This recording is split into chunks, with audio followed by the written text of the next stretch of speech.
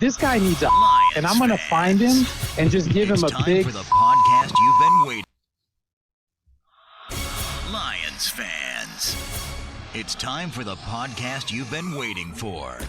The show where Kool-Aid runs blue, faces turn red, and rose-colored glasses never go out of style. This is the Detroit Lions Podcast. Your Detroit Lions and Reddit connection. And now, two guys who haven't scored since 1958. Chris and Case. Hey, howdy-ho, Lions fans. Welcome to the Detroit Lions Podcast, episode 258. This is the official Detroit Lions Podcast for Reddit. I am your dashing host, Chris, and with me is my good friend and co-host, The Riz. How you doing, brother? It is good to be with you and to see your smiling face once again, Chris. Oh my goodness. I appreciate it. People can now see our smiling faces better on the video. I apologize, folks. We had a little bit of a freeze up there. We're good. We got a lot to talk about. I got a lot to talk about today, my friend. A whole lot to talk about. We've got free agency, and it's been moving and grinding and going crazy for the last 24 hours. And there's a lot in there, isn't there, Riz? I need a flow chart, man. I can't keep track of it all. I've got your flow, bro. I got your flow. We got you covered. All right. We're going to talk all about free agency, what's happened so far in the first 24 hours, and there is a ton to talk about. So we're going to get it going. Great show lined up. Ribs, you ready to go, my man? Let's do it. Let's kick this off and break it down. Oh, boy. Okay.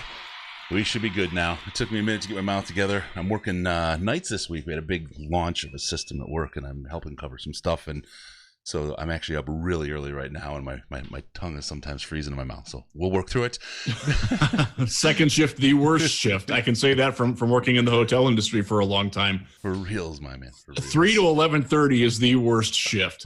I much preferred third shift. I signed up for it because I'm like, idiot. I'm going to be able to work from home. I'm going to be like, this is early as we're setting the project up. I'll be cool. I get the days to get stuff done. No. Corona comes along. Everybody's working from home anyway. Now I have to decide. Yeah. Forget. Anyway, let's do a couple quick first announcements. First, check us out and help us out on the Patreon. Special thanks to Dylan from Guam. That's right. Of course, our very first donor, Mathis, and Brian B. from I Prevail. Check us out at patreon.com/Detroit Lions Podcast. It's patreon.com/Detroit Lions Podcast. It's the place where you can get a hold of, I'm telling you, the very, very best, most intelligent Lions chat on the internet, the Slack. Right? It's true. It's true. They were talking about it today. The guys, I'm tuning out Twitter. I'm tuning out Reddit. It's no fun. I've got this. This keeps me sane. Great group of guys there. You can get involved if you join us on Patreon. Like I said, as little as $1 a month, as much more as you'd like to give. We'll still give you access to that. And you help the show along the way. Help us do all this great stuff that we do. Also, give us a like on Facebook, facebook.com/The Detroit Lions Podcast. It's Detroit Lions Podcast on Instagram. And check us out on the Twitter machine at DET Lions Podcast. DET Lions Podcast. It's the very best place to see the Riz. With no pants. That's right. And yes, Matt, in the YouTube chat, I do give the best hugs. Subscribe to us on YouTube, youtube.com/Detroit Lions Podcast. Get there, subscribe, hit the bell, get notified every time we go live. We're going to be doing another show on Saturday. That time with Case. Case has got a bunch of stuff. Everybody's world is in turmoil right now. And yes, we'll just work through it together. We're a family here, all right? All right, rate us on iTunes, Stitcher, Google Play, Spotify, iHeart, wherever you get us, Pandora, all the cool stuff. Give us a 5-star review when you're there as well. We really appreciate those things. And if you want to give constructive criticism, head over to the subreddit and fill us in there on how you think we could improve. Give us a call via Skype, Detroit Lions Podcast, all one word, or call us on the Lions line at 929-33-LIONS. It's 929-335-4667. Leave a message, and maybe you get a chance to get yourself a hug. Tighten your chin straps, kids. It's time to review This Week in Reddit. All right, let's talk about all the fun and exciting things going down this week in Reddit. And we're going to start out with free agency pickups. There is one big story about one player that I think that everybody wants to talk about. Hold off. We'll get to that in a minute. We'll get to that in a little bit. We're going to talk about pickups. We will. First, we will. The first pickup that we want to talk about is the one I think that when it happened in the Slack, Riz was just ecstatic. Dude, do we have to start with him? This is the one where Riz said, Bloody boys, hell. we've turned a corner. We have turned a corner with this team. Let's talk about quarterback of the future, Chase Daniel. Oh my Riz, God. he's your guy. I'm really impressed with the love that you had for him. You know, it's nothing personal against Chase Daniel, and he's not a bad quarterback, but my God, the Lions could not have made a worse decision for a backup quarterback. They really couldn't. Wow. We got David Blau still. He's there, right? For now. Okay. Yeah. For now. I don't think it's as bad. I think it's the money. What is it, 13 million? It's 13.05 million over 3 years.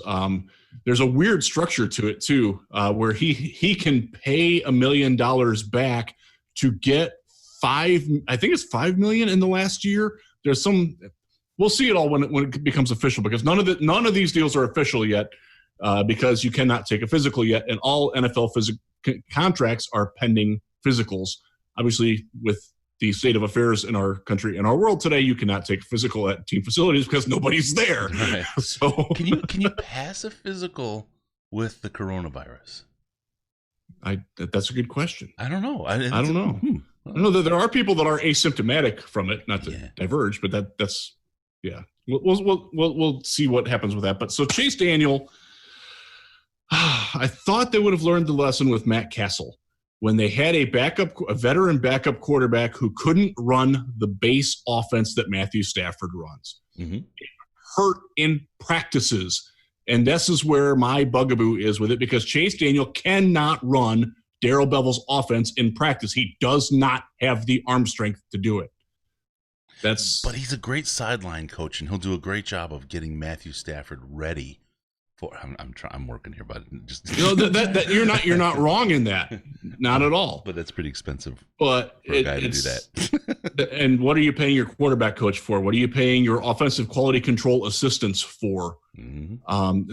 He would be a great. And I'll flip hats for a second. The Cleveland Browns signed Case Keenum to be a veteran mentor for Baker Mayfield. I love that move, in part because he's familiar with the offense. They're rejoining forces. It's a little bit more expensive, but Baker needs that guy. Matt Stafford doesn't need somebody to come and say, "Hey, what did you see on this play?" He's not that. He's in his 11th season. He doesn't need that anymore. If he does, you probably should be moving on from Stafford. That is the long and the short of it. The inability of Chase Daniel to put balls into tight windows and to throw the ball down the field. Those are the two things that the Lions offense is predicated on. That's what the wide receivers are good at. He can't do those things. It's such a maddeningly frustrating situation. So let's think about this really quick. It is what it is. He's the guy that's sitting in the seat right now. Who would you have preferred? Who's the guy that you would have loved? Thanks, Greg. I would have kept Blau, honestly. If you were looking to bring a veteran in, I would have kept Jeff Driscoll. And we will talk about Jeff Driscoll and where he's running off to, because he's probably running wherever he's going. All right, so Chase Daniel, is this your favorite pick of the free agency so far? I mean, at least favorite. I'm sorry. I didn't want to. Yes. It would be my least. Honestly, it's one of my least favorite league wide. Although an ex-Lion is involved in that and gives good competition. We'll talk about him later too. Okay. All right. Next is what I feel is a pretty good upside type of signing, Halapoulivaati Vaitai. Dude, you said that right. Oh yeah, what, I'm impressed for a guy who can't say Amani Oruwariye. You did very well there. Good on you, mate. It's all those vowels together. I can hit those. Well, I don't know. I know. Hereafter, he will be referred to as Big V. Big V. I like that. That'll make it. I could stand on success and never have a problem again. That's good. I like that. Go out on top. That's right, buddy. All right, he's a 5-year, $45 million signing, offensive tackle. A lot going on in that line, right? We have a couple folks that have been signed elsewhere, released, whatever else, and this is a guy we're using to fill some of those holes. How do you feel he's going to play out for us? He will be the starting right tackle. I'm glad it's $45 million and not $50 million. I'm gonna defer to our friend Bryce Rossler, who did he stayed up all night watching video of him, and when Bryce says things, I believe him. And he wrote up a very nice report. We have it at Lions Wire today. Please check it out there. Shameless self-promotion there. Yeah, nail it. Lions Wire is the place to be. So he went into it thinking, oh my God, what have we done? And he walked off the ledge a little bit after watching him. And I kind of got that impression. I have several friends, for whatever reason, that cover the Eagles. And I sort of got the same basic gist from them, is that he's a good athlete. He has potential. He's shown the ability to be a good player, but it's inconsistent. He needs more reps, and he's got to get stronger. And I feel like the rap on him with most people that I see chatting about him is odd, because you deal with recency bias so much. It's historical bias. For a couple years ago, people haven't really seen or been up to his performance since then, and right. They kind of focus on his rookie kind of run out there. He was rough, man. He was rough as a rookie, no question. And he had some rough moments last year too, specifically anchoring against power rushers, because all of his strength is in his upper body. He does not have sand in the pants, to use the popular parlance. Yeah. It's funny, but you come to the Lions with our historically stellar growth at an offensive lineman and development program. I think that bodes well for maybe I can't say historical. I mean, historical is like 2 weeks, right? This is where you and I experience in Mobile watching Hank Fraley work. I like that aspect of it, because I do think that if there is more untapped potential, and there is, I do think Hank Fraley can get it out of him, because he is a very hands-on guy. He's going to show you exactly what he wants. I think that can, right? Yes. I think that can work. Yeah, no, absolutely. And you're taking a gamble, though. I mean, this is a guy who was a backup. Now, the context of why he's a backup, and I think that gets lost on a lot of people, including my colleague at ESPN 96.1, Jim Costa. He was a backup because he's playing behind Lane Johnson, who's the best right tackle in football, and Jason Peters, who's going to the Hall of Fame someday on the left side. Yep. And they have tried to replace Jason Peters for 5 years in a row now, and every year he comes back and still kicks ass. So there hasn't been a place to play him. Right. Counter to it was that they did use a first-round pick on another tackle in that span, which doesn't engender a lot of confidence in Big V. And I understand that. They have had a hole at right guard that he could have played at as well. They didn't really see him fit there. The Lions are paying him. Can you stop with the nonsense that they're paying a backup? Yes, he was a backup in Philadelphia. The same way that Glover Quinn was a backup in Houston before he came to Detroit and kicked ass. Yeah. I'm not saying that Vaitai is going to be the level of success that Glover Quinn was, but one of the things that you look for in free agency is getting players who are undervalued by their current teams and who have upside, who have some experience under their belt, and you hope that it develops with that. It worked fantastic with Glover Quinn. Will it work with Big V? We'll see. Right. He's definitely gonna be better than Corny was. Yes. Oh God. I mean, we've had some bad right tackles. Yeah. Yeah. There's something else about his profile that I want to highlight for people, because I haven't seen it discussed a lot, especially compared to who he's replacing. He is a road grader kind of guy when it comes to run blocking, which is, if you guys remember, our run game has been a little bit less than stellar. We need some of that, and I think that's going to be a little bit of a theme on the line, and what we're seeing up front in this team. We're seeing guys come in that maybe aren't as good at pass blocking, and maybe we're going to rely a little bit on Matthew Stafford's legs. They similar to, I don't think he's not a Russ Wilson, right? But you got Bevel running this offense, and he's done well with his bad players, right? He's found success with bad players on offensive line. I'm not saying at all that Big V is a bad player. I think he's actually really going to fit well, but it's going to help this run game get off, and I believe we trust in Matthew Stafford to make this passing game work. And even with him there, Matthew Stafford stood behind much, much worse lines that we're looking at before and had pretty huge seasons. So that's kind of what absolutely. I mean, look at some of the guys who've started there. Corey Robinson, who I actually liked. Yeah. Cornelius Lucas, you brought him up. Some of the other, oh my God, there's some serious jagoffs that have been in there. Yeah. So I think this is a good pick. I think this is going to help us. And you're getting it. You have swapped a player in Rick Wagner who was probably on the downside, on the decline, for a guy who could be and probably is, to some extent at least, on the upside. He's younger, he's cheaper. I guess the way the salaries work out with this is being paid $45 million is that he's a little bit cheaper than what Wagner was too. Yeah, and with the dead cap, I think he's about the same now, right? Yeah, but that's only for a year, right? I mean, right, that'll be okay. Yeah. One question with it though, and I'll pose it to you: what happens with Tyrell Crosby now? Well, this is some of the interesting conversation. I mean, does Big V kind of squeeze into the guard? Or is Tyrell Crosby just a swing tackle guy, backup kind of role? It's interesting to see how we play this out, and I think we're going to learn a little bit more in the draft and the rest of free agency on that. That'll probably Agreed. Late. Yeah. All right, next one, linebacker Jamie Collins. I don't know if you've heard of him.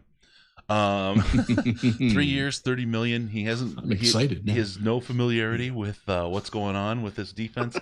What kind of boneheaded move was this, Riz? Oh, I really, really like Jamie Collins. And I will say that I covered him in Cleveland. I did not cover his first year in Cleveland. I covered his 2 after that, both of which were terrible, by the way. The Browns won 1 game in those 2 years. And I'll address it right away. He absolutely quit on the 2018 Cleveland Browns. He checked out. You can find a lot of clips of him standing still while action is going on around him. No sugarcoating that. And if you are somebody who worries that he checked out because they were losing and that's a very real possibility in Detroit, I'm not going to tell you you're wrong, and I'm not going to assuage your fears. That is honestly my biggest fear with him, because he is that kind of guy. To give a little context to it, he played at a wretchedly awful program at Southern Mississippi in college. He was 255 pounds, and they played him as a defensive tackle simply because he was the best player on the field and the strongest guy on the team. But that tells you a little bit also of what you're getting in Jamie. He is an athletic freak. If you like Isaiah Simmons, Jamie Collins was Isaiah Simmons before Isaiah Simmons knew who Isaiah Simmons was. He is an absolute athletic marvel. He can walk across the football field on a handstand. He can do backflips just like standing and backflipping at 6'3" and 255 pounds. I've seen him do it in a Browns training camp. Wow. He's crazy. Look at his shake when he landed. My goodness. He is an athletic. Now the thing is, he is not the pass rusher, and I think this is where the evaluation of him gets complicated, because he has a career high in sacks last year. He's not an edge. He's probably not even a jack in the Lions system. I don't think the Lions are going to have that anymore anyways, and that's part of a larger conversation. Sure. He, in Cleveland, did very well as a Sam backer, as your off-ball strong side linebacker. He was very good in coverage against tight ends, against running backs. He blows up screens nicely. He sees the field well. He can carry a zone from one layer to another. He's really good at that, and he showed that in New England last year too. Now, last year in New England, Kyle Van Noy played the role that we would know as a jack. Right. Collins was really good at reacting off of that and timing blitzes and working in conjunction with him. And that's something that I think you will see more of, because I do deep down think that the Lions realize they have to get more pressure on the quarterback. And so while Collins he is not a hand in the dirt rusher. He will not line up as a defensive end. Right. It's just not his game. Yep. He's done it on occasion. He actually has lined up as a slot corner over a flexed out tight end more than he's played with his hand in the dirt over the last 4 years. Yep. Yeah. So if you wanted Isaiah Simmons, you got him. His name is Jamie Collins. He is your athletic linebacker, coverage linebacker, who's going to make an impact in the middle of the field pass defense, which we've been missing for a long time. Yes, right? It wasn't just last year. We've been missing. Tight ends since have murdered us since DeAndre Levy, before he got bit by the sloth or whatever the hell happened to him. Yes. Yep. Absolutely. So it's good news. I think that's a really good sign. It's a good pick, and it's a $10 million a year. Yeah, that's a good deal. That's a guy who wants to come here. I think that there's part of that in that. And that's the other part of it. He played for Patricia in New England, and they didn't like each other. There's a lot. I asked Collins directly about it in training camp at the Browns. It was before he was with, it was before Patricia was the coach of the Lions. Mm-hmm. I just asked him about, what happened at the end in New England. He didn't want to talk about it, but his mannerism suggested that he sort of knew that it was on him as much as it was on Patricia. But there is definite past water, whether it's under the bridge all the way or not. I think Collins sort of answered that by agreeing to sign with Detroit, and he had other suitors. He could have gone elsewhere for the same money. So for those who think that the Lions are only getting players that won't go anywhere else, that's simply not true. Yep. And it's interesting to me that Collins is a guy who has a negative past history with Patricia and still chose to sign here. Yeah, it's a wanting to win. I really think that. I think he believes that Patricia and the way Patricia does things, and he feels like he can win because it ain't a whole truckload of money that got backed up that brought him in Detroit. No, I also think that he realizes that what he offers is exactly what the Lions defense needs. Exactly. And it gives him a chance to shine. Yep. So there you go. And I would say that folks who have Simmons on their possible draft charts for the Lions can go ahead and cross that one off at this point, right? Yes. In fact, I'm writing that for Lions Wire as soon as we're done. I've already got the outline for it. Eric Schlitt will verify that too because he's looked at it. All right. There you go. All right. And let's hit that real quick. Don't forget about Lions Wire. What is it? LionsWire.usatoday.com, right? Yes. Yes. Or on your SportsWire app, which has recently been updated and is much more functional than it used to be. Awesome. And by the way, if you go to the app, slideshows show in one screen. You don't have to flip through. Oh, nice. All right. Yeah. Riz, Schlitt, the guys over there, they do an awesome job. Some of the best coverage you're going to find. We have just a very few folks that we love in the media, the Detroit media, that do stuff. And of course, Riz is one of them. That's why he's on the show all the time. But check them out and definitely give them the views. They love that and they appreciate it. Everybody that comes over and says, "Tell them the podcast sent you." Give them a little hey, and be nice on Facebook. All right, we'll move on. That's asking too much, Chris. Okay, so we talk about linebacker. We got an opportunity here. We have a player who may protect our middle from those vicious tight ends that are starting to become more and more prevalent in the NFL. We're gonna move to the defensive tackle Nick Williams. He signed a 2-year, $10 million deal. How whelmed are you? If you watch him play against the Lions, you're very whelmed. If you watch anywhere else, you're sort of okay, just whelmed. Yeah.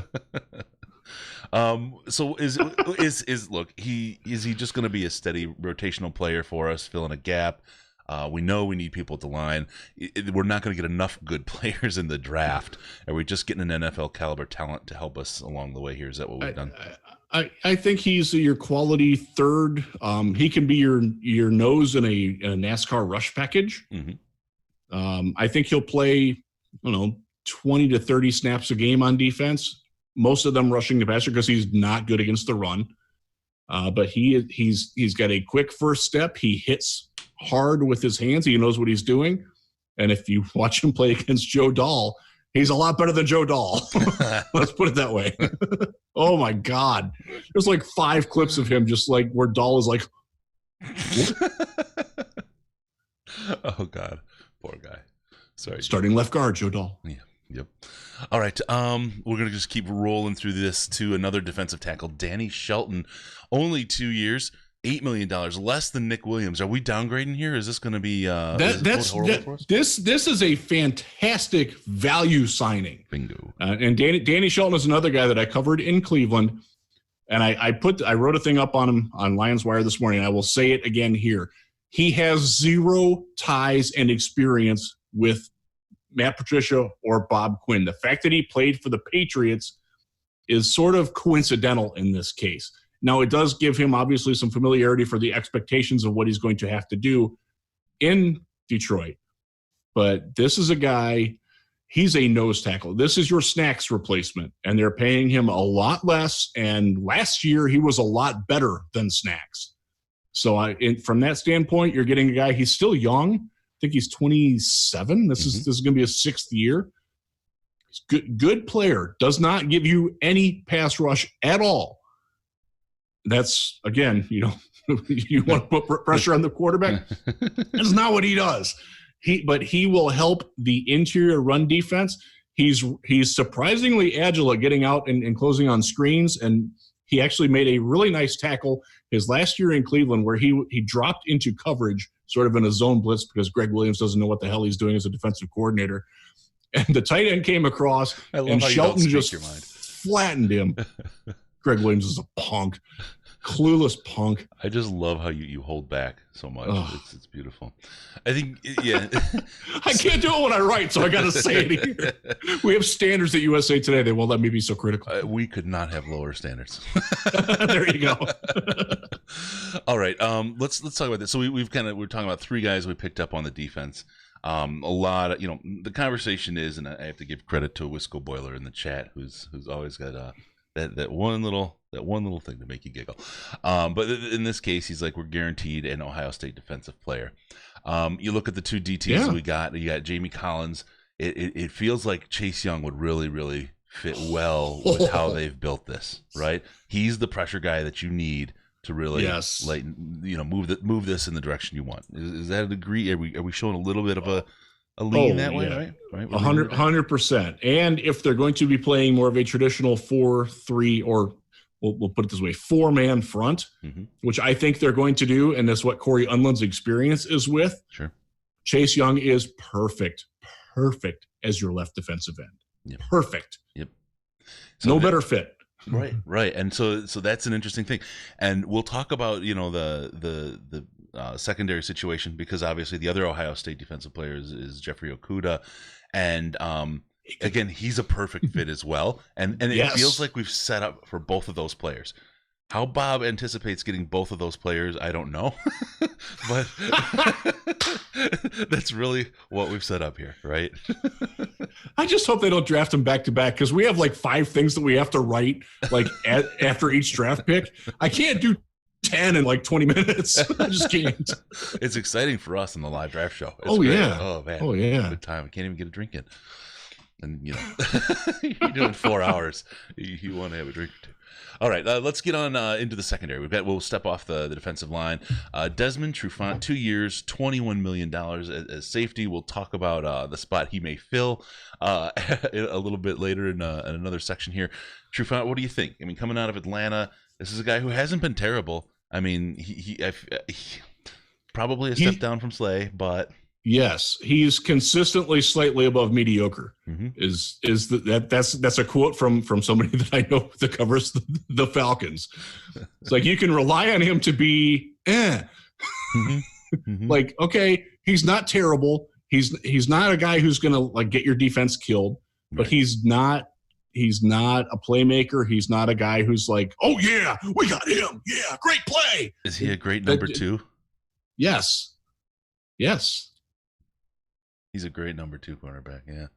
And at $10 million a year, that's not a bad price for a great number 2 cornerback. It really isn't. And if it keeps Justin Coleman in the slot all the time, where he's paid a lot to be a slot corner, admittedly, and you figure out who's playing as the number 1 corner, you got a pretty darn decent cornerback crew, in theory, on paper. Yeah. And this is where we come into that. We're really well set up for Jeffrey Okudah. Yes, because he would instantly be the number 1, no question about it. Yeah, and then you have a great pair of cornerbacks, and you got a great guy who's kind of sitting there in the backup with Amani Oruwariye. See if you do that. Wow, you're getting better at this, man. Have you been practicing? Ooh, it's only been a year. If Amani Oruwariye is your third corner, your third outside corner, you're doing pretty well. Yeah. Honestly. That's really there's a lot of upside with him. There's some growth that has to happen, obviously, but we saw some things to really like about his future. Yeah, the end of last season, he was really. I mean, he played well. It was those reps, right? It was getting out there and getting those NFL reps, and I think an NFL offseason, the conditioning, the nutrition, the whole thing. I think we're going to see some real growth from him. I haven't heard of him going out and working out with anybody in this offseason. It's interesting. Now that's a little bit out the window now. Yeah. sort of. Yeah. All right. Yeah. So we'll think about that. All right. Yeah. Last but not least, as far as free agency pickups so far, safety Jayron Kearse, 1 year, $2.75 million. This is the guy that's going to turn this team around and take us straight to the Super Bowl. That's what you were saying before we started, right? Sorry. This guy. So we were talking about Isaiah Simmons earlier. This guy literally was Isaiah Simmons at Clemson. Yeah. There was a player sandwiched in between them, but that was the exact same role.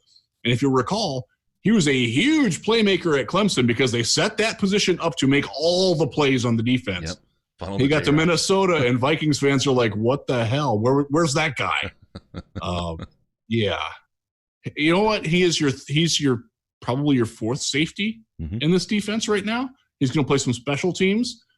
He can, in theory, play the hybrid linebacker if they choose to do that sort of thing, where they roll with the four. You need someone in for Jamie linebackers. for Jamie Collins, the rotational piece. Get him some reps off the field. Maybe I think he could be taking Jalen Reeves-Maben role in that when they go small and they try to be light. He can take that role. I don't know if he'll be as good as it, but that's the sort of role you're looking at. If he's starting, there's problems. Yeah. If he beats out Will Harris, there is a problem. You know how I feel about Will Harris. I was going to say that right there sums up your whole profile on him, right? Still exactly my least favorite draft pick by Bob Quinn since Jimmy Landis, Will Harris. Wow. All right, we're going to move on. We got a couple other areas to talk about, but first I want to let everyone know, hey, we're all aware of the corona, the COVID-19, whatever you want to call it. Running around, a lot of us working from home. The kids are home. College is out. People are dying for sports. I know you're dying for sports. Think about that Amazon. Go to amazon.detroitlionspodcast.com. You can get all your entertainment needs. You got your Amazon Prime. You can go get Prime. You get all those movies, they have a huge selection. Great stuff. They have the All or Nothing football series, which is absolutely awesome. A lot of really, really good stuff going on in the world of Amazon. And let's face it, you really don't want to go out to the store. You don't want to go see people. Oh my God, I didn't know to see people before anyway. Now they're all carrying the goo. Ugh, get away. Amazon.DetroitLionsPodcast.com, and go on over there. You can get anything you need that's available on shelves or not on shelves today, and have it shipped directly to you. Quick wipe down at the door after the sick old delivery man is gone, and you're good to go. And they give us a little kickback when you use that link. Again, please do. Stop hoarding flour, by the way. My daughter wants to make some bread. There's no flour in the store. Oh man, there's we can talk about that. I think I'm going to talk a little bit about that in Saturday, but folks, you're not going to miss out. The stuff is on shelves. I think what we saw is people have been shopping now for a week and a half at the same level they shop for Christmas, which is a long period of shopping at that rate. And you're not going to do anything with those 13 heads of lettuce, right? And the people who are really suffering the most are the older folks who are the most vulnerable already to the virus. But they can't fight for these things. They can't run around all over town to find, toilet paper, things like that, right? And I'll just give you one last thing. Check on the old folks in your neighborhood. Just be a good person. Give them a call. Don't go to their door and start coughing on them or spitting on them or anything. Give them a call or stand on the steps after you ring the doorbell. Ask them if they need some help. It's the right thing to do, and it's the best. We all got to get through this together. Be good to one another, please. Right. That is right. All right.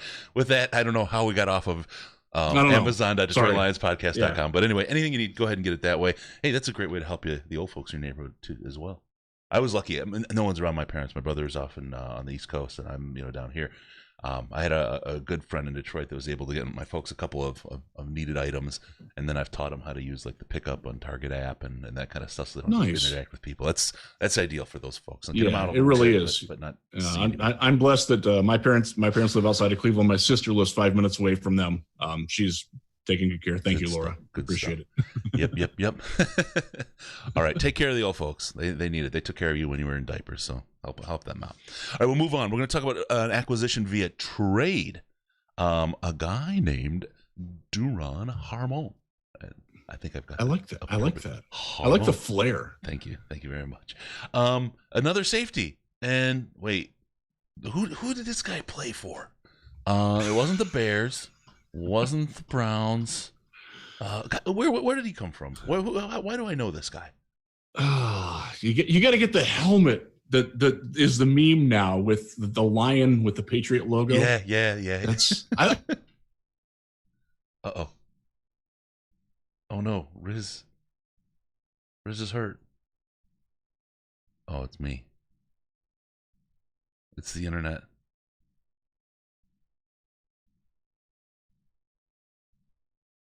Oh no. All right, there we go. We're coming back. I should be back. Yeah. Okay, I'm back. I'm back. I was scared. I got the dreaded internet unstable connection thing. I got that too. I didn't know if it was me or you. This is also Corona related. That might have been like nationwide, like a little hiccup. Yeah, it could have been. We'll I mean, because I got gigabit here, right? But I shouldn't have that. But it happened. So, wow. But they're saying the infrastructure is pretty tough because so many people are working from home and the kids being home and Netflix and gaming and all that stuff. There's a lot of. Right now, there are approximately 9 devices being used in my house in a family of 4. So, yeah. and only one is making a vibrating noise. Okay, anyway, sorry. In your mic. All right, go ahead. Duron Harmon. Duron Harmon. Yeah. Will be your starting safety. He is ostensibly your replacement for another former expatriate, Tavon Wilson. He is more capable in coverage than Tavon was and probably gives up a little. Actually, he's really good in coverage. And looking at his PFF scores, and I'm not going to profess that I watched every New England Patriots game last year. I probably saw 8 to 10 of them in their entirety. But he's a quality player on the back end. And he's a player that I from what I understand from the New England people, they wanted to keep him. This was a guy that Belichick trusted and wanted to keep for whatever that's worth. Yep, absolutely. But he's an upgrade in coverage safety. And what I like about it is it allows Tracy Walker to go back to being more of a center fielder playmaker, which is what he's really good at. And folks, Tracy Walker can ball. Yep. You've now put the right player in the right position to do the job, right? Yes. You're not fitting him to the way your scheme works. The scheme now fits the player. And he is well said. Thank you. He's going to have a good year this year. He's a good kid too. I really like Tracy Walker a lot. I think there's a lot of good to be had there. A lot of really big moves on defense here across the board. We're looking at what that's 4 new starters and essentially, I think Williams takes the role of Ashawn as sort of the third defensive tackle, or Deshaun Hand, however you want to put it. That's it's different. It's going to look different. Yeah. Oh, for sure. We haven't even gotten to the draft yet, and there's already 4 new starters. Yep. All right, let's go to the other direction. Let's get rid of some players here. Yeah. I don't know if I said it. That was a late round pick swap with New England for the Duron Harmon. It effectively, they moved back what, 20 spots in the 7th or something like that. I don't know. I didn't write that one up. Eric did that one. I don't know the details on that. It was. I don't want to say it was almost free, but it was almost free. I mean, when you that late in the draft and we pick up his contract, so that's good to go. I'm happy with that. All right, we're going to move on to folks that were signed or traded off or generally ended up elsewhere. This is the name that I think everybody is looking forward to talking about because it's big news, and we got a couple things to say. A couple opinions. It's unlike us. Unlike us. A little bit. Yeah. A guy, Darius. Is that how you say it? Sorry, Darius Slay. We traded him off to the Eagles for a 3rd and a 5th. I think that equaled in value like a 53rd pick or something in the end. So it's 56. Something like if that. you use the old Jimmy Johnson trade value chart, that's approximately what it's at. Yeah. So Darius Slay no longer Detroit Lion. I love Darius Slay. The guy. I love how he lives life. I would love to be as carefree and just have that much fun in everything I do. This guy is absolutely a something to aspire to, and just the happiness of living. Would you agree? I mean, yes.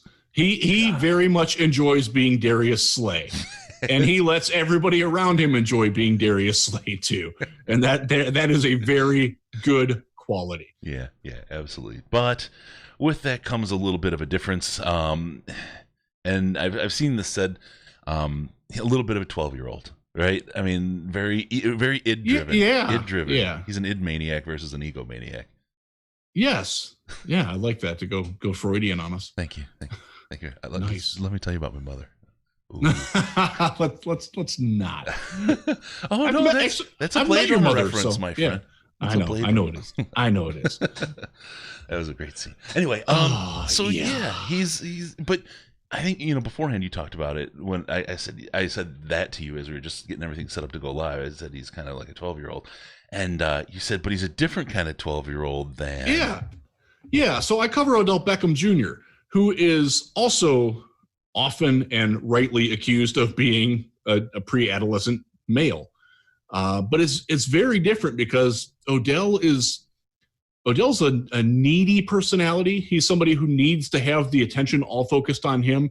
And he also, narcissistic is too negative a word because it's not malignant narcissism, Rush reference. He is, it's all about him all the time. And he doesn't understand that there's others who might be impacted by what he's doing. That's not Darius at all. Darius is a thoughtful guy. He's a gregarious guy. He's a guy that he wants everybody to be in on the party. Yeah.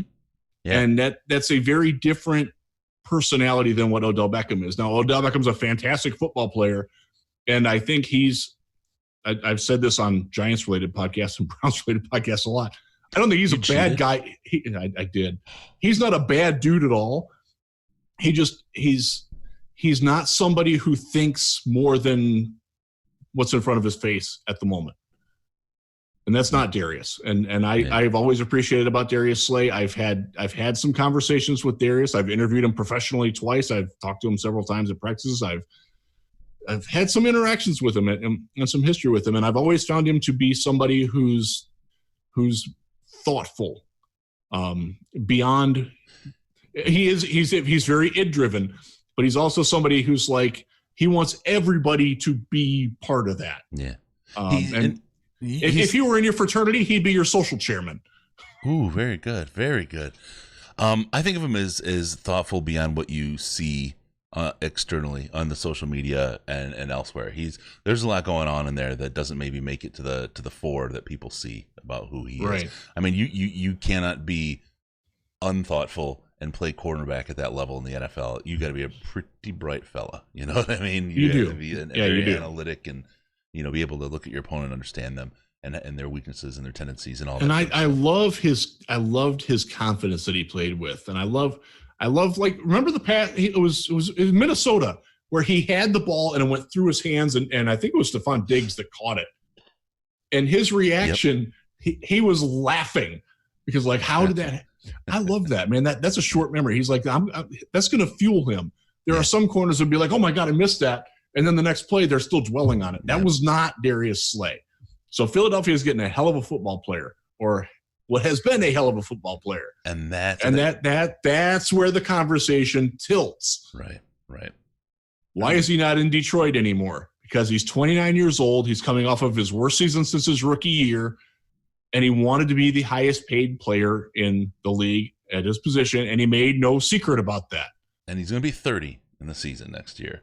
Right. And to take a 30-year-old and pay him, who was dinged this year, right? Had a down year, was dinged up a little, and pay him more. Not all of it was his fault. We got to make that very clear. He suffered because the pass rush suffered. He suffered because the defense as a whole was not well. Right. But he also did not play well. But that defense relied on cornerback play more than rush. That was the plan. And so he was given the burden, right? He was given the core of the defense on his shoulders to carry. And, it's just a thing. I would not pay a 30-year-old player during the season more money than every other cornerback, even if it is Darius Slay. Now, the other side of it is, I hope he does well. Has a couple good years, really nails the money, the whole thing. Like I said, I really like the guy. I think on the way out, a little bit of a jerky move, the social media thing, a little bit of a... That's him, though. It's exactly it. It's exactly what we described. And it's like, as fans, I really don't want to see an Ebron situation, right? Of following him and laughing when he does things bad or whatever because of this last thing. You know what?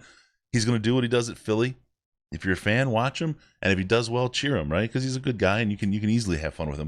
But the once they're gone, they're dead to you kind of thing. That's not for Slay. I'm down with it for Ebron, to be frank. I mean, I don't pay attention to him other than when something stupid happens. But he's still out there. Yeah, he could come back. Yeah, we might sign him. Shut up.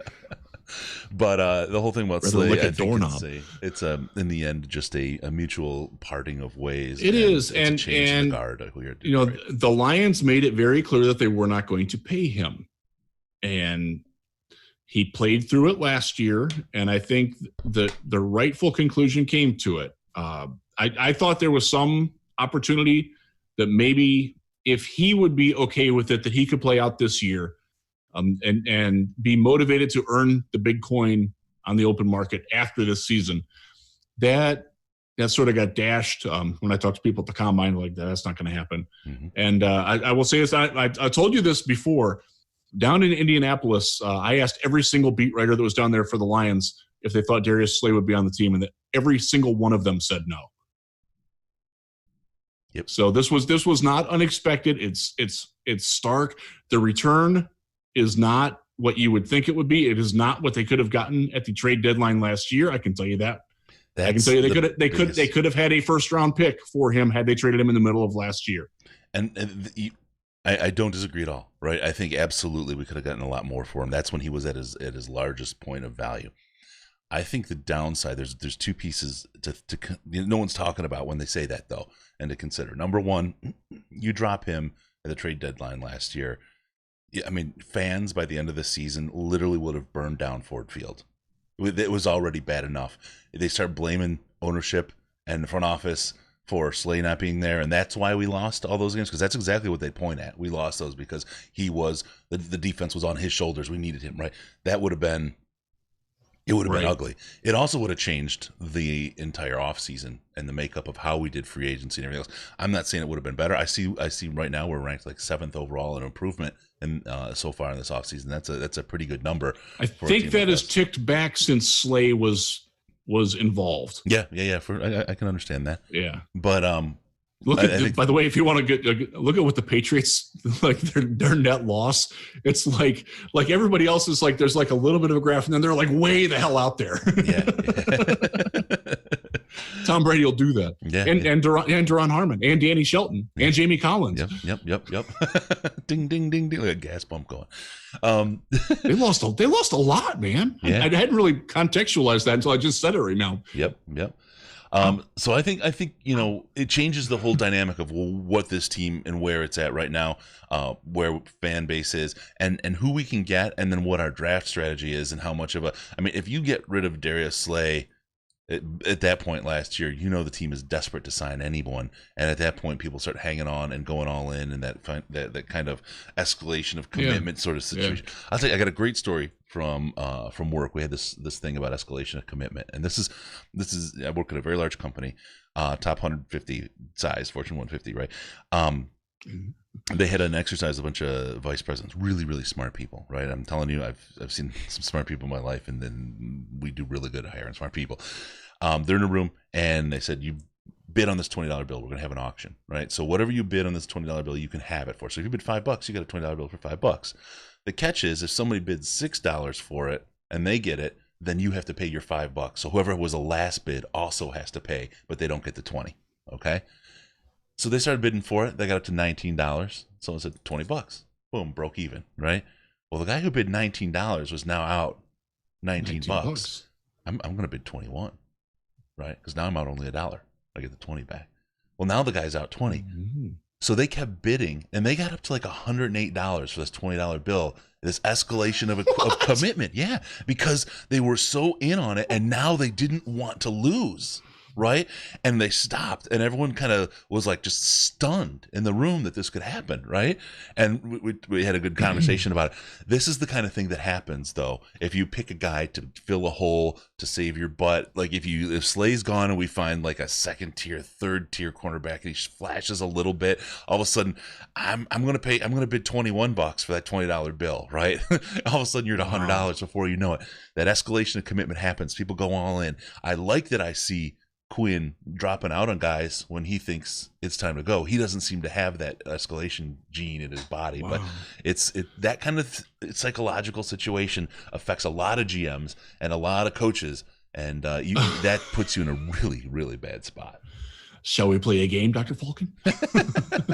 Really cool stuff. I was impressed. That's very interesting. I kind of want to do that at like our next HOA meeting. Oh yeah. The HOAs are always fun. They're the most militant, overblown sense of power group in the world. It's great to mess with HOAs. My housing community, we once had to cancel our fantasy football league because of a race riot, and everybody's white. We've got an interesting neighborhood here. Wow. Okay, we'll dive into that a little deeper into the offseason. There's some interesting psychology going on here in West Michigan. The 2019 race riots of Holland. This is something I got to hear about. All right. Next guy on. Go ahead. Just to put the bow on Slay, he did get his money. He knew the Lions were never going to get it for him. He mouthed off about it last night, Wednesday night, if you're watching this in the future, that he wanted to speed it up. That was definitely the gasoline on the fire, and it worked. Good for him. I'm glad he got paid. Yep. It's 3 years. It's $16.75 million a year. Is he going to be worth that when he's 31 years old? I have my doubts. One of the things that guaranteed, right? Yes. Yeah, that's some ducats, my friend. That's a lot. That's a lot of money. Now the Eagles, they're in a different state of affairs than the Lions are, though. This is a legitimate playoff contender that has a limited window while Carson Wentz is still on the contract that he's on, and while they've got their coaching staff that's still intact. Yeah. So I get why they're aggressive about it. They are where the Rams were a couple of years ago. If you look at the Rams now, they might be the worst team in the NFC. And we're going to talk a little bit about why with somebody else that left. That's right. Yep, there's a precipitous fall happening. You're watching currently. And I'll say with that fall from grace, there's one thing. I've always been, like, my second team's always been the Patriots. You guys know I'm a Michigan person. I like Tom Brady. I love his story. It's a great story. I know a lot of people hate him, but God, he's been a guy. I've said it a couple times. He's like every teenage boy's dream life, right? To go to be and do what he's done. Just amazing. So you got to give him credit at least for that much. But the New England fans have been a little tough to take. To have been that kind of dynastic team and have that kind of amazing, thing going on there. They've just been the most, and they're Boston people anyway, right? Which has got its own gestalt, its own. So you and I are old enough to remember when the Celtics were that team in basketball. Yeah. In the Larry Bird, Kevin McHale era. I still hate no professional athlete more than I've ever hated Kevin McHale. Yeah. Still. The end of the Larry Bird era was, I think, the best in NBA basketball. When it was the Pistons, the Lakers, the Bulls. Can I give you a quick thing? It died in Cleveland in the playoffs in 1991, and I was there at the last game that Larry Bird ever played. Nice. I loved watching Mark Price torch him for 40. That's awesome. That's absolutely awesome. So yeah, the whole one of my favorite sports moments in life. I feel like we got a little bit off the rails. Yeah. Let me I'll go back to a question from the chat. There was from Uncle Dave Whiskey. Was there specific beef between Slay or Patricia and Slay? It seemed like general animosity. I'll tell you what I think it is. I think it's just a locker room kind of fit for the personality they wanted. And I think our conversation with Wayne Fonts a couple weeks ago was just so illuminating in this area. Sometimes it doesn't matter how good they are. If they don't fit, they're going to cost the team. They're going to cost the team wins, and they've got to go. And who was it? Who was the player that was so good that he said he was just like, fine, he's just got to go, and then we got rid of him. I forget off the top of my head. It was just stunning to talk about. I don't even know if he named it. He did. There was maybe not. Maybe not. I think he. I think he kept his lips locked there. But as far as they have different. Patricia and Slay have different philosophies and different approaches. Mm-hmm. They do have a very healthy respect for one another. I know that is true. I know that Darius would have preferred to stay in Detroit. All things being equal, but all things were not equal because he wanted to get paid first and foremost, and I don't blame him. We're going to talk about Sean Robinson getting paid an egregious amount of money in a little bit, and I'm happy for him. because I like to see players get paid while they still can, because that's I don't fault Darius for doing it. No. It sucks. It sucks from a fan point of view. It sucks from somebody. I like him personally. I like him as a fan, and our team is not as good without him. Mm-hmm. But at the same time, go get it, man. Here's the thing about Slay that I think is undersold. And exactly that. He wanted the money. He didn't like some of the things going on, whatever. But what he did have, and the maturity that he showed, we talked a little bit about how he's very id-driven, is in the fact that he respected, even though it was a completely different philosophy, he respected Coach Patricia. He did. Respected the way, and he said, I'm going to try to execute the best I can with the way I'm supposed to here. And that is an absolute maturity that I don't think he gets credit for. So leaving the way he did with a little bit of, the stuff on Twitter, that again, I don't hold it against him. He was number one, and everybody knew he was mercenary. Everyone knew he was there for the money first and foremost, and he went and he got it. Good for him. Good for getting paid. And we'll see how it works out. I would, even if it doesn't work out, I'll tell you frankly, I would absolutely endure getting batteries thrown at me in Philadelphia for $30 million freaking dollars. So forget it. It's all good. I would too, and I will still root for him as I still root for Quandre Diggs. Yeah. Yep. 100%. All right. Let's step on to Graham Glasgow. Have you heard of him before? He's got a bitchin' mustache. you've got a big fan on the Lions wire, Graham, who's not so happy that he's gone. Yeah. Scott Warhite, dude. Sorry, man. We feel your pain, Scott. Yep. Graham Glasgow going to the Broncos, 4 years, $44 million. My man's getting some cash, huh? He's doing all right. This is another case where the Lions were set to pay X amount for the position, and while we don't know what that is, we have a pretty good idea of what it was in Glasgow's case. It's a lot. It's like X plus 8 here. Right. 2X squared. 2X squared. Something like that. I don't know. My son's doing math in the background here. So. Yeah. When I need to do math, I ask my son to help me out. Oh hell yeah. Dude, my son's really, really good at math, and I was not. So, yeah. He helps Denver? Yes, he does. They needed him. Yep. They were starting Orlando Franklin, who's terrible. And we don't want him if he gets cut, by the way. He's Graham Glasgow is a occasionally great, often what we said about Trufant. He's a guy who's going to be like, if you notice him, it's generally because he probably did something poor, but it's not going to be all that frequent. Mm-hmm. But most of the time you're going to be like, oh yeah, okay, yeah. Solid, slightly above average player, perfectly replaceable for the money that he got. My God, dude, go get your money for that. There's no way the Lions were going anywhere close to that. And with the money you saved with Slay, that gives you a lot of opportunity there. Nor should they. If you're paying your right guard $11 million a year, that's unless it's Quentin Nelson or Brandon Brooks, no. Just no. Oh man, and I'm gonna slide on. We've talked about Graham a lot in the podcast leading up to now, and it's been an ongoing thing. Everyone's pretty much known that he was gone. Wish him the very, very best. He's a great guy, right? He's done a lot. He's performed in tough situations a number of times, and he's managed to perform at exactly the level you said. Sometimes great, generally pretty good.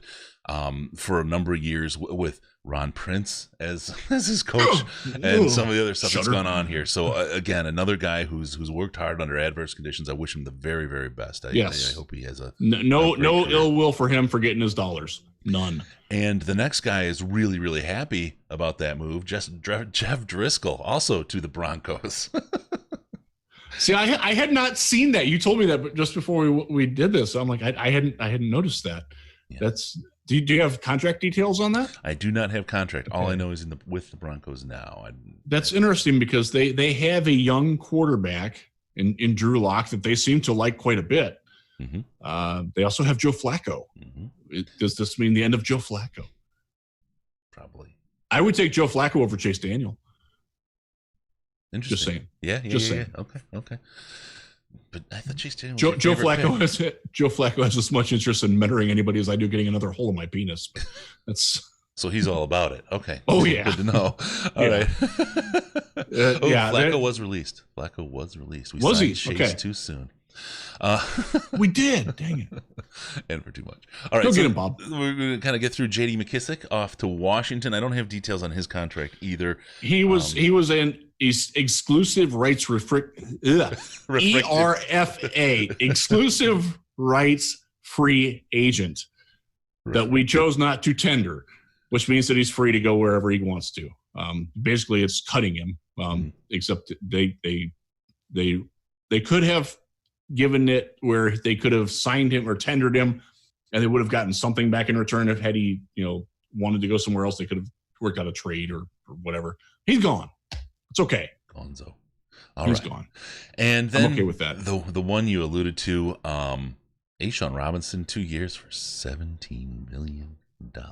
They're paying him more per year than the Lions are paying a better player in Danny Shelton for 2 years. Yeah. That's the only way you can look at that.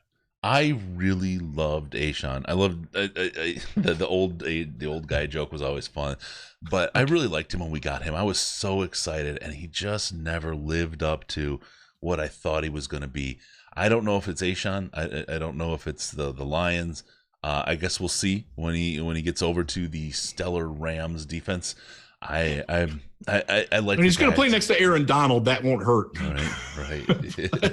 So they basically swapped him in and swapped Michael Brockers out. Brockers went to Baltimore.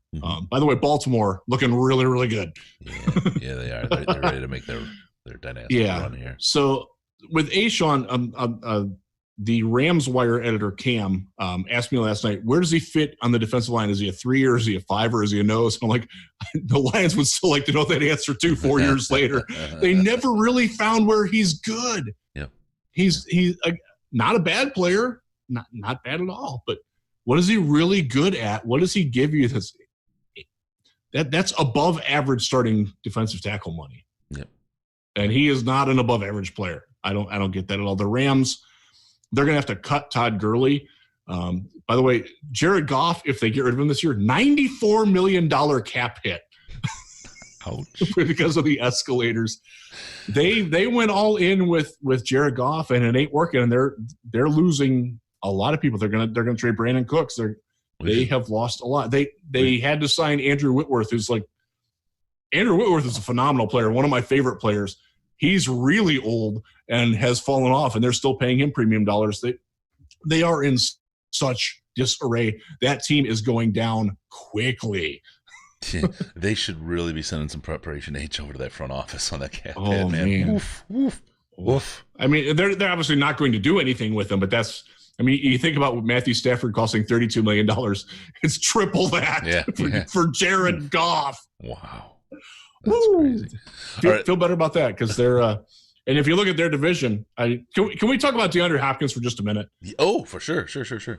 So that trade is why people were afraid of Matt Patricia and other people coming off of the Bill Belichick tree because of that arrogance that they know better. And it cost the Houston Texans what I think is the best wide receiver in the game. Yeah. And they got back for him, paying David Johnson, who shouldn't even be in the league anymore, paying him $10 million. They didn't get any salary relief on that at all. They got a second-round draft pick out of it. And as you know, I am the Texans are my AFC team. I cover the Browns.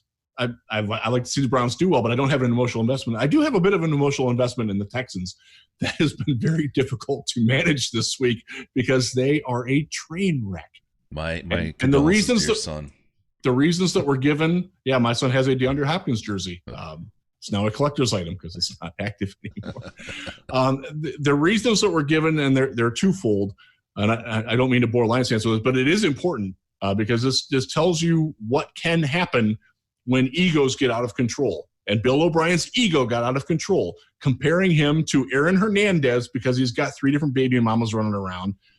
The other side of it is it's DeAndre Hopkins was sort of in the situation where Darius Slay was 2 years ago, where he had just gotten paid but saw other people get paid more and like, oh, I want more. I'm better than these guys. Why didn't I sign that long-term deal? I want more money now. Hopkins wants $20 million a year to play wide receiver. He might actually catch Calvin Johnson's contract at some point. First Still one, unmatched, yeah. by the way. Still unmatched as the worst contract or the biggest contract. It's not the worst. It's was the worst because it's been this long since there's the one that passed it. They overshot the market by $50 million. Tom LeWan, fuck you. Tom LeWan, premature. Who would have guessed Oh it? my God. That guy was such a buffoon. Got the white belt with the khaki slacks and brown shoes. What a tool. Hated that guy. I really hated that guy. He was so responsible for what was wrong for a long time. Yeah. He really was. He had to go. Thank you, Rod Wood, for being better than him. Can I just do one throwback thing? There is still one player left from the Millen era on the Detroit Lions. Matthew Stafford. So he did. There's one more. Don Muehlbach. Back for another year.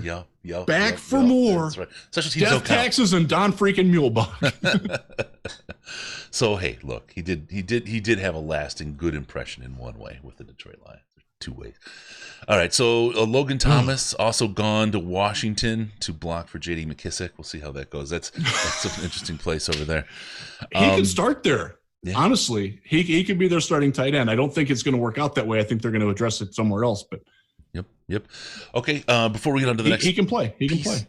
Just he was better than Jesse James from the very first day of practice last year, and everybody saw it. Yeah. And they kept playing Jesse James. Mm-hmm. That if you want to get, that's one of the frustrations where I knew that this team was in trouble last year, and when I predicted 5-11, that was one of the things that I pointed to mentally. Is like, they're covering for themselves because they made a mistake and they can't acknowledge it. Yeah. And it was obvious to everybody in Allen Park, even when who's the team that came in last year in the joint practices?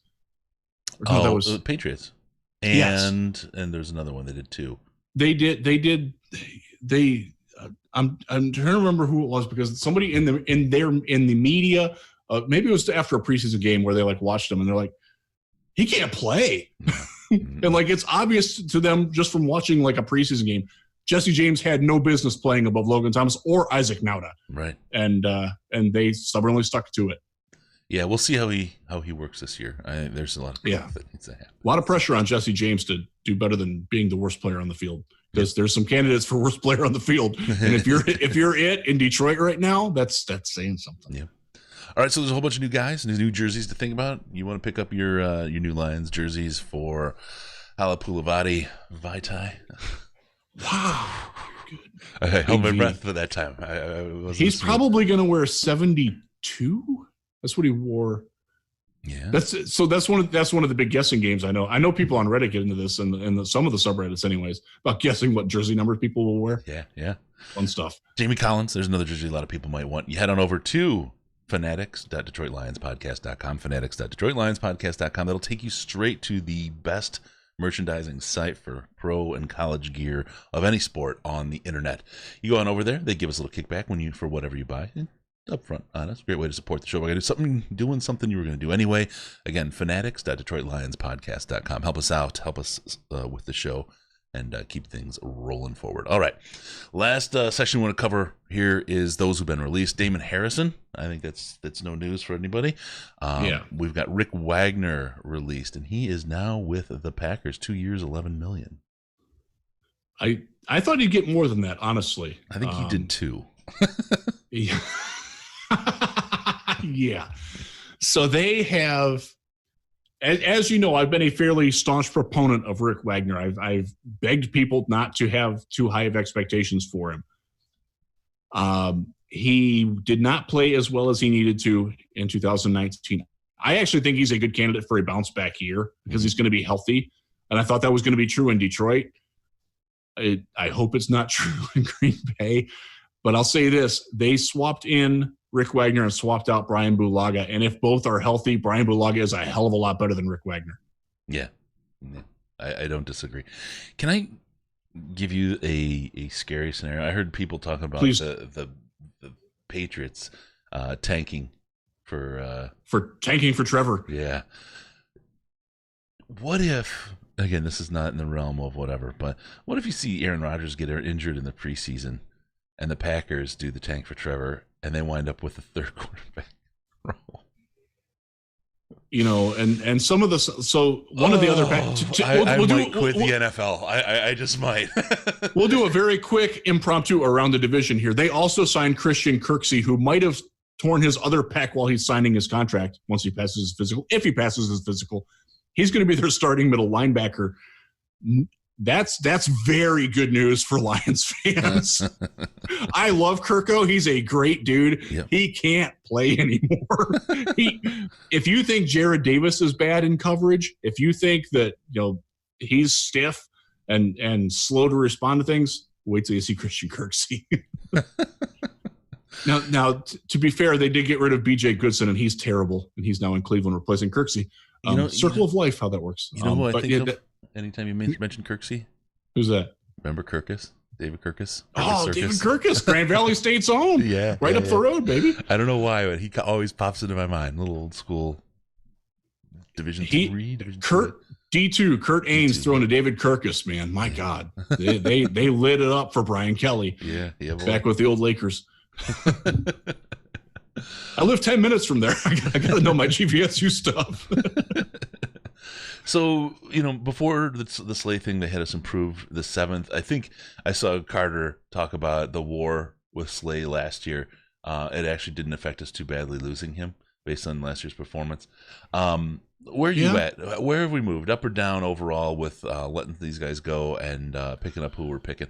My personal take, I'll start because I know it's going to be different than you. Yeah, I think we've set ourselves up well for the draft. I think we've put ourselves in a pretty... That's an optimistic spin. Well, let's think. You're talking about a team that had a whole lot of holes already. Yes. Right? And the draft, I was like, before free agency happened, a month ago, I'm looking at it and I said, if we could draft every player in the mock drafts in the top 10, we might fill those holes. So it was a pretty bad shape kind of situation. The players we got, the places we filled, I think we've set ourselves up decently for this draft to be able to fill the holes to at least an NFL caliber talent or better, and then it's all scheming around that. Go ahead and tear that apart if you want. I don't think that's wrong. I think the draft has become clearer. I think you're right. They're going to take an Ohio State player with their first pick. But I'm hopeful that it's Chase Young. I'd be perfectly fine with Jeff Okudah either way, depending on what happens at 2. And I don't think anybody really knows what's happening at 2 because the quarterback carousel has been weird and nobody can work out Tua. That complicates things if anybody wants to try to get up to him because they can't see him or investigate him. Right. And that is a problem. So I don't know what's going to happen with that, but I feel pretty confident that it'll be one of the Ohio State players. And one of them will be available at 3 for sure. Oh, absolutely, for absolutely, sure. Yep. They will be. Yeah, Joe Burrow's already in Cincinnati. No question about it. It's the second round. It's the third round picks. Where's this draft deep? Wide receiver, offensive tackle. Those are needs. They're not primary needs, but they're secondary needs. And they are long-term needs as you play things out. I think that they're going to get some good players there. Defensive tackle will be a need. They're filling it. I like the new guys, but they need one more because I don't think you can rely on Deshaun Hand with his injuries the way he's been. And I like Kevin Strong.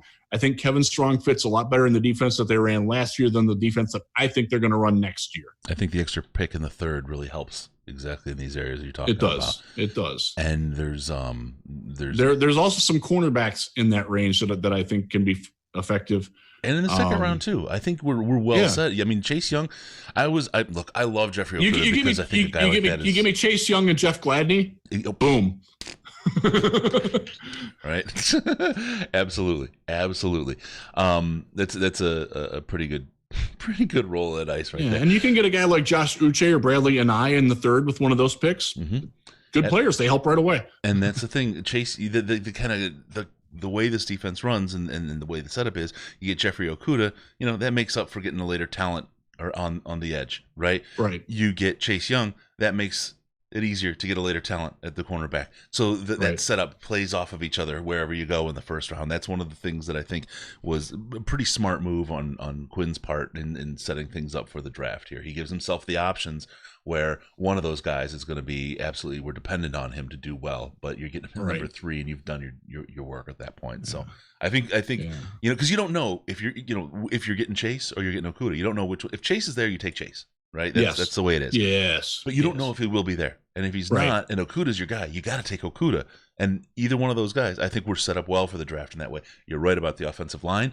The extra third-round pick helps, I think, in there, especially in defensive tackle as well. And then you look at your wide receiver piece. You're going to need somebody there. So I know people will say running back. You're going to get really good running backs in the 5th and 6th round this year. I look at the running back market on the free agent market.